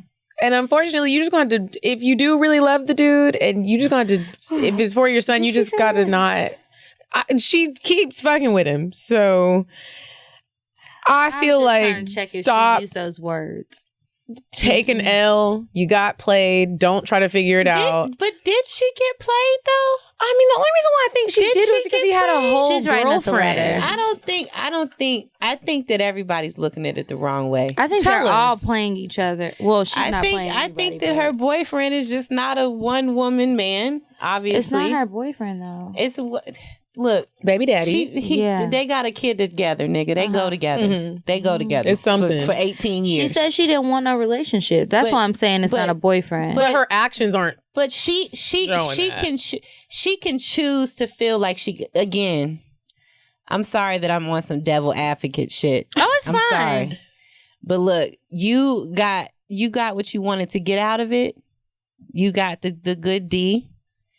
You have a child. You understand what he's got going on elsewhere, right? But she doesn't understand it. Well, she clearly does because she wrote a whole fucking dissertation on it right now. Right? She wrote an email about it. So she doesn't understand what they have going on. But it doesn't. But my point is it doesn't really matter what they have going on because she still chose to do what she did. Mm-hmm. Right? And what he has going on isn't affected by what they're doing. Mm-hmm. So, you know, if anybody got affected, obviously it was her, but she doesn't have to choose to look at it that way. To be completely honest, she didn't get played. She just fucked a nigga who's got another relationship. So basically, girl, put that nigga on child support. It's a wrap. Find somebody else. Exactly. But put his ass on child support. Take some time to yourself. Yeah. Or go to ratedintimate.com/CockTales and buy yourself a couple of new vibrators. Get some lingerie. Walk around and feel sexy. Some toy cleaner. Head on to the honey pot. Carry on. So when you get back to fucking, you don't have BV or nothing. You can keep everything regulated. You can have some cooling pads. I saw that balm on there. You might have cramps. You don't want to have your mood fucked up because you're already annoyed with this man you got to deal with forever. Like, good luck to you, baby girl. Good luck. I hope. Ooh, I don't even know what I hope, girl, but I hope it gets better because that sucks. It will get better. It don't suck if she's keeping herself in the damn. Come on, man. It sucks that she feels like she has to write a letter to us, which we appreciate. But it's like you're just feeling, I don't know how I feel right now. Let me get somebody else's opinion. I'm gonna write in a letter. I know what that feels like when you're just stuck in this feeling. Like you know what it looks like, but you know how you feel. And I understand that. So it's like, that's just a sucky place to be. So I hope that she feels better. I don't care about the situation. You do what you want to do. Yeah. I want you to feel better. Yeah. When I was reading that, I said the same thing. I was reading it and I was like, wow, it's crazy to read letters like that. And you're like, girl, do this. But then when you're in a situation and you're like, but I love him. Mm-hmm. That voice in my head be saying, girl, do this. And I'll be like, girl, shut the fuck up. Which I completely understand. Yeah, because it's when you're in the situation. Which I completely understand. But I'm going to tell you what my friend tells me all the time. If you feel good in something, feel that. Mm-hmm. But when you start feeling bad, let it go. Yeah, figure out how you feel. Do you want to drink Hennessy tonight and be sad? Or do you want to drink a little tequila and just call him later? Exactly. And that can be your deciding factor. And that's my what point. You decide to do. Don't feel shame in that. Yeah. If you been fucking that nigga, if you want to fuck him. What are you gonna do? But don't go and ruin everything else. Don't go and ruin all the lives and talk to all the family. Yeah, I don't think you should talk to the That's your business. That's gonna just fuck things up on so many levels. I made a post the other day. Don't worry. This side bitch thing, it really has people fucked up.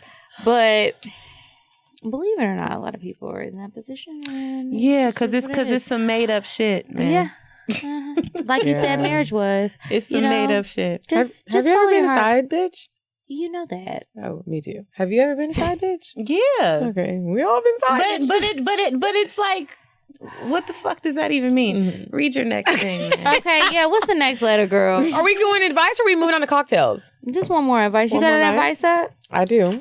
I said, you printed them today. I did print them today. Helpful. Thank you.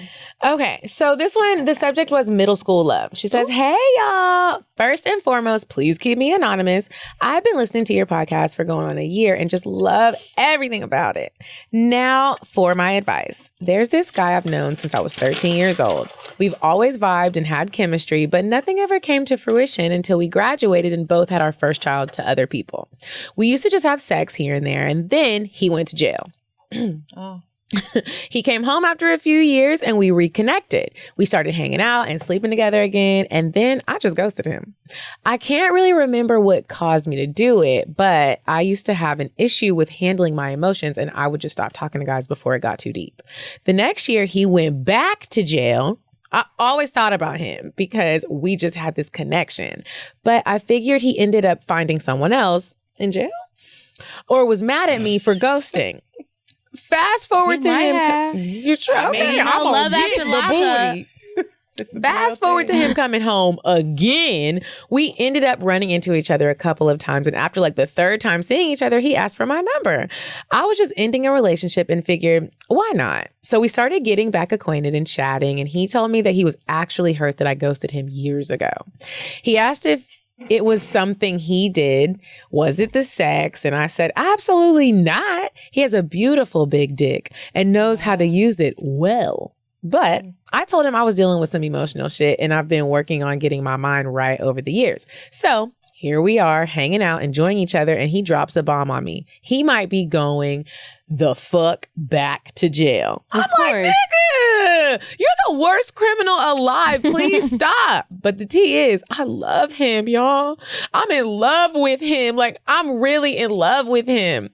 He makes me feel so safe and secure. He's funny. He's smart. He's sweet. He just does dumb shit. Hence why he's always in jail. He loves me.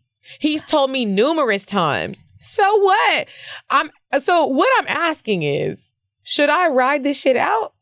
I know that we can be something great if he can stay out of jail. That nigga's not staying out of jail. We're in our 30s and too old for this nonsense. I have a great job and am working on several entrepreneurial opportunities for my future. I am not trying to fix a nigga or nothing like that. You sure? And I think this last situation was finally a wake-up call for him.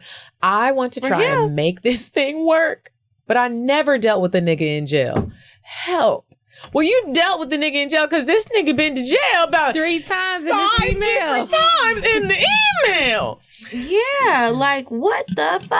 Girl, I'm going to say, I don't even have like this long response. I'm going to say no. This is not. I feel like God is really smacking you in the face here saying, look, stop for real. Especially if you have a great job and you're going into several different entrepreneurial Bitch, you about ventures. to steal your credit. Yeah. Yeah. Don't do it. And another thing that I feel like every woman needs to hear. I feel like a lot of times you keep staying in situations like that. Yeah, I know you love him, girl. I've been through this situation so many times. But he loved the streets. But he loved the streets. He married to the game and he is not going to change. You already said y'all are in your 30s. There is somebody else that is better and for you. You don't have to deal with this nigga that can't learn to not go to jail. Or the person who's love with potential. Come on, Ayon. That. Or just know that the person that's better for you is you at your best self. And stop always looking for somebody else to be Captain Save-A-Ho or to make you feel complete. You can be complete on your own. Like, you don't have to be with somebody. And another thing, you need to tune in to WeTV on Friday nights and watch Love After Lockup and look how crazy them girls look. Because I love that show, but I like it for entertainment purposes. If that was my friend on that show, I'd be like, girl, what's going on? We're going to have a sister-to-sister talk. But if she...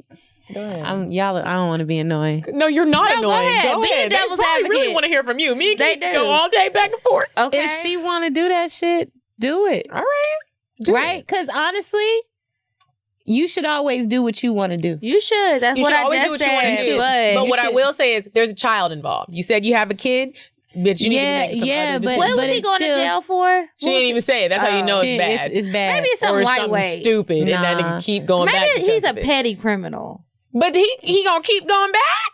I mean, I already said break up with his ass, but I mean, I am in agreement with that. Yeah. I am 100% in agreement with that. But He's obviously but it's not not for me to tell somebody what to do. I feel you. well, we tell people what to do every I'm week, and they dying. know we not qualified. And I'll I this was bitch. just crying about a nigga. Bitch, I'm about to go home and cry when we leave here. I was just crying before I got here. That's why I'm somber. Shit. Girl, I just want you to think about your child, please. Let's put Yeah, some good think about role him models or her. in their lives. Let's put Somebody. that's real. Sis, he ain't it, sis. He ain't it. There's better, bigger dicks Go out hang here. out at the library and see who's checking out books. Yeah, exactly. Go to Barnes and Noble. Okay, let's move on to the cocktails. So the cocktails are our sexual confessions. We told you the cocktail. Have you been thinking and conjuring up your greatest cocktail ever? Yeah. Okay. Do you want to go first? Or you want us to go first? Y'all can go first. If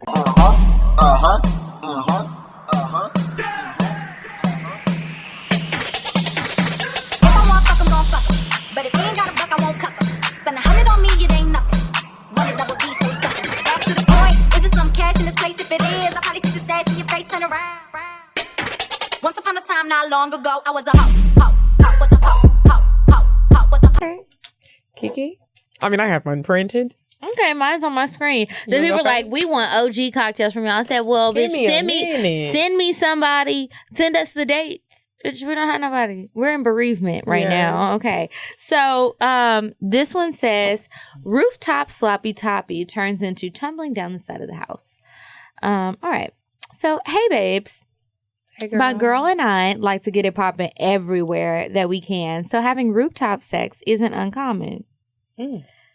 I think she mean a real roof, not like the rooftop. Because I'm saying, like, is she talking about like a rooftop with lights and a grill, or she's actually on a roof? I think she means like a roof, like our houses in high school. Wow. But let's see. Okay, so one night I was on the rooftop of her house, as I usually am whenever I can't sleep. Okay, I don't know. When I can't sleep, stargazing. Out of nowhere, she texts me a freaky pic and a message. I sent a couple of snaps to her phone and told her to come find me. We usually play this game in public, though, or at family functions to spice shit up. That's it's our little version. Game. I want to play. It's a fun game. Right? Fun. It's our little version of hide and go get it. Wow. Ooh, I never played that, but I know what it is. One day. Okay. Anyways, it took her about 5 minutes to find me, and when she did, she didn't utter a word. She kissed me slowly and began removing my clothes. I was like, I want to go inside. So when can this woman laid me the fuck down mid-sentence and sat on my face? My favorite. I was like, fuck it, and went with the flow. I'm licking and sucking and gripping titties for about 10 to 15 minutes before we switched positions. I was damn near dying because she squirts like a fucking water hose, so a bitch had to get some air. I don't mind dying for the pussy, but I wanted to eat a little more first. Anyways, I flip her on her back so I can really get down to business, and we must have moved toward the damn front of the house somehow because I was damn near hanging off the roof. They were on a real roof. Yeah, real roof. Damn near hanging off the roof. But our roof from our high school days. That's... You know what I'm talking about? Okay, it's not the high-rise roof, you know, with the shit. Okay, but I thought nothing of it because I've been on her roof before, and I was used to being up there, so I thought I knew how much wiggle room I had. Psych, girl, it was midsummer, and we live in the country, so I was getting tore up by these ghetto-ass mosquitoes. I'm licking and sucking and moaning all in the pussy, and boom, a bitch fell off the roof because she was grinding her pussy in my face, and I was savoring the shit while trying to get away from these bugs. I must have made a wrong move, though, because, bitch, I hit the ground hard. That was in all caps. And she was shook as fuck and came running out the front door with our friend. What's y'all friend? Wait a minute. Where's she from? Y'all live on the south side. Okay. I thought I was dead, but it only knocked the wind out of me. Psych again. Girl, my damn arm was broken. I'm mad. I hope you had health insurance. I'm not a quitter, though. So I got up and we had our friend drive me to the hospital so I could finish the job. I'm in the car laying on her lap and I told her to saddle up. She said no. Shit, I took my good hand and put it around her neck and started gripping and kissing her. She constantly moans, "Wait, baby, you hurt." And I'm like, girl, fuck that. I'm trying to fuck. I started playing with the pussy, moaning in it. And before I knew it, I was face deep again. Our friend is low-key trying to watch, and I don't give a damn. I'm just glad to be eating. I started, because the friend is driving them to the hospital. The friend is probably like, yo, arm is broke. The friend, she said her friend was trying to watch. Okay, I start going crazy just because I know she's listening, and my girl is acting shy, so I motioned for her to scoot the fuck down so I can eat the pussy. It took a few more licks and a little persuasion, but I finished. My arm is finally healed and the pussy was good as usual, so it was all worth it. I'd definitely do it again, and we've definitely had rooftop sex since the incident, so if it happens again, I'll let y'all know. Stay black. And she put the emoji like this. Girl. That was a good story. That's the same girl from last week. I don't want, did the Medina story? Yes. Wow. She was like, I'm going to sign all my stories saying stay black, so y'all know That's it's the girl me. you should go on a fucking date She has with. a whole girlfriend. But she ready. She said it's open. This is one of the girls that actually wants to go on a date. This is who you should go on a date. I mean, you want to go on a date with the both of them. She said this was an old You should story. go on a date with they're her. fucking on roofs and breaking arms. No. I'm not about that life. Yeah, listen, The girl just didn't stay break her off the arm. roof. She broke her Just stay arm. off the roof. Yeah, stay off the roof. Stay on the ground. That sounds like it's worth your time. Okay. I don't know. That sounds like it's worth your time. It'll shake the stress off. I don't know about all that. They got the ghetto mosquitoes. It was summertime. They live in the country. They don't even live Kiki, here. you what? go on a date with her. She didn't ask me for a date. She asked you. She did? For real? Yes, that wasn't a joke. I told you this last week. Okay, let's talk about this off here. Okay, so Here's the next cocktail. The subject line says, "This nigga spit in my eye." Yes. Hey, Kiki. Hey, girl. Hey, Medina. Hey, girl. So I'm going to try and keep this brief. I've been fucking this nigga for maybe like a year or so. It's nothing serious, never has been, just friends with benefits kind of thing. Anyway, so I haven't seen him in a while, like maybe 5 or 6 months. I was needing some dick, so I hit him up. He came over drunk as usual, face palm. So we kicked it for a while and eventually got to the sexual part. First of all, I should have stopped when we kissed, and his beard smelled like a Similac. Smelled like Similac. What does that smell like? That's like nasty milk, right? Like fake formula. Milk? Okay. And this nigga was fucking eating my whole face. But my horny ass was tired of fucking myself, so I said fuck it and kept going. So let's take it back. We had texted a couple days before and he asked me my limits sexually. And I told him I don't have any. Ooh. People don't be knowing what they mean when they say stuff like that, though. Right, because then somebody will pull a hook in your back and you're just And like, you're wait just a minute, like, there's some bleeding. What the fuck is this? Hold on, there's animals involved. Yeah, you better say them limits. He asked me, could he spit in my mouth? And I said, yeah. Yeah. Fast forward, the nigga kept... My face, all of it. The nigga kept spitting missing my fucking mouth. Oh, face palm. Eventually, he went to give me head, which wasn't bad until he started fingering me with his rough ass hands. Y'all, oh my God, that shit hurt so bad. Felt like he was fingering me with a cheese grater. Oh. I ran away. You're gonna need some honey pot after this, girl. I ran away like it was too good. And he eventually gave me some dick. The dick I won't complain about. But y'all, this nigga was just spitting. I mean, just spitting. No warning, no nothing. I had to keep wiping my fucking face. Like a water gun of loogies? I had to keep wiping my fucking face. I'm giving him a strong no. Oh, and I'm laying next to the no good wait. Oh, wait, I skipped a line. He's spitting in my fucking face. About halfway through, I feel a glob of saliva in my goddamn eye. Y'all, I was pissed. Long story short, next time a nigga asks me, can he spit in my mouth? I'm giving him a strong no. Oh, and I'm laying next to the no good nigga with the good dick I swore I was done with. Sorry if it was long, y'all. Love the show. And y'all, bye. Listen. Sorry that happened to you, sister. I've had somebody spit in my eye before too. It wasn't a consistent, loogie hog. He was like, he missed it once, and I was like, oh. Is hailing fucking spit. That was the wrong place, and then he got it. Fucking pissed. Sometimes you gotta grab their face and just aim it. Yeah. Try that next time, because he didn't know what he was Tell doing. him to close his fucking mouth, bitch. Yeah, he was just. I think spit is good in circumstances. Yeah. Not that one. Not that one. That was not. Could you just imagine you just land and it's just like. Because you don't know. You like, nigga, are you disrespecting me or what? Like, is it sexy to you or do you feel like you're degrading me? Like, what's going on? What? Yeah, are you really just Let's really talk missing? about your childhood. I'm done with this. But look, I like some spit. I love some spit, but Yeah. do you want it coming at your face? No, I don't. No, I don't. Yeah, no. I don't. It's either I don't. we're gonna spit in my mouth, we're gonna slide some around, spitting on private parts, spit in my booty hole. But like, you can't just be missing.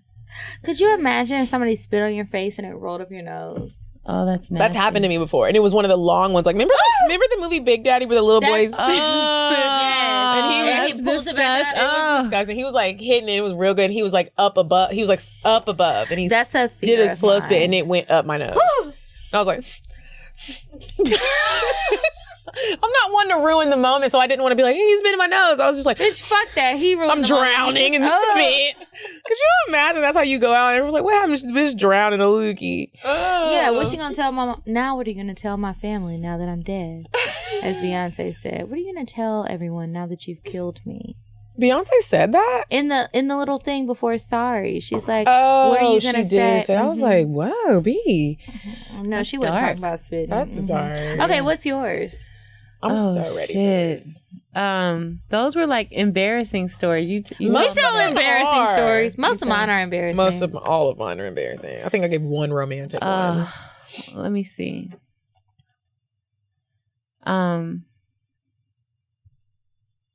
Wow. You got it, girl. One time, younger, having sex younger. I don't know. It just seems like sex is really good right now, but it like just got this good, But when I was younger, young pussy is like amazing pussy, and I wasn't as aware of my body as I am now. Absolutely was not in the feminine care business, and I had this guy that I hope he's not listening. I had this guy that I was getting busy with, and we were always like so ready for each other because it was just good, Oh, it was good. Yeah. And I didn't realize that I had a yeast infection. Oh, no. And it was like one of those moments, and like we were outside his house and we were like in his car. It was like hot and all the things. And then when I got up, it was like all over him. It was all over me. It was so bad. But it was so good. It was so good, but it was so bad because it was so. Was he like, what? I feel like niggas really don't be knowing though. They just no, there was no way. You creeping on a dick. Right? Yeah, there was no way that you did not know. Okay. What this was. That was a tough day. I really feel like niggas don't be knowing. One time I had just did like an insert of like some medicine and it wasn't done yet. And it was probably for PV. And the nigga was like, dang, you really came? I was like, no, I didn't. That's the metronidazole. I love that you were nasty enough to be like, well, maybe let's just see what happens. That's metronidazole. I was like, it's hard out here being a woman.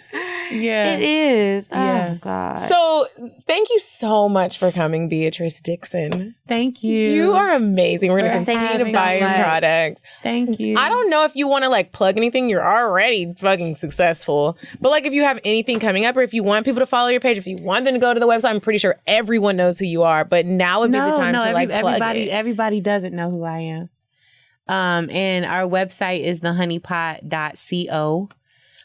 We are sold nationwide in Target, nationwide in Walmart. We're in Walgreens. We're in some CVS's.